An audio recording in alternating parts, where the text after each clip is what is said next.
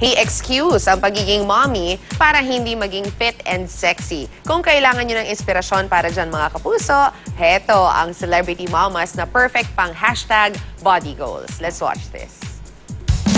Nalalapit na ang official summer season, kaya naman kabi-kabila na ang paghahanda para maisuot na ang mga bikinis at maibida ang sexy bodies. At kung gusto nyo ng inspiration to achieve the perfect summer body, let's take it from our Kapuso Hot Mamas.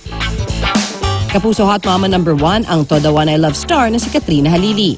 Pinag-uusapan ang kanyang sexy photos noong nakaraang birthday celebration niya at itinuturing pa rin siyang isa sa sexiest celebrities kahit mommy na sa equally beautiful daughter na si Katie. Ano nga ba ang sikreto, Mommy Kat? Ang pinakasikat dyan, maging confident ka. 'Di ba? Maging confident ka na maganda ka, na sexy ka. Ikaw mismo dapat maniwala sa sarili mo.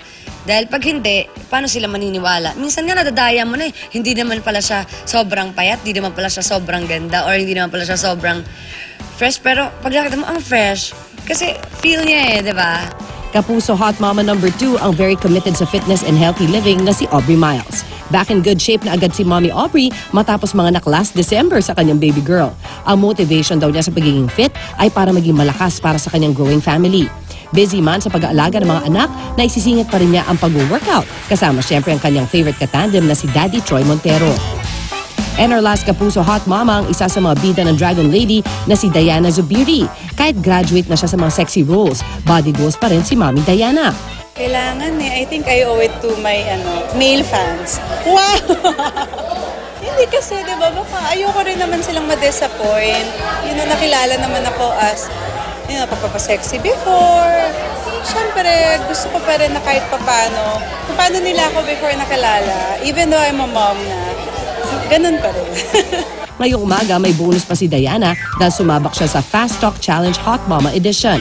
Diana, mag-workout sa gym o doing household chores? Workout sa gym. Bikini or swimsuit? Bikini. Press a play button or pause button of your life. Play. Why? Even though gusto ko sometimes na mag-pause for a while, parang it's okay lang din na maging spontaneous ka. Cook for the family or dining out? Cook for the family. Even though I'm not a good cook. Sinong hot mama ang peg niyo for a perfect summer body? Pili na mga kapuso!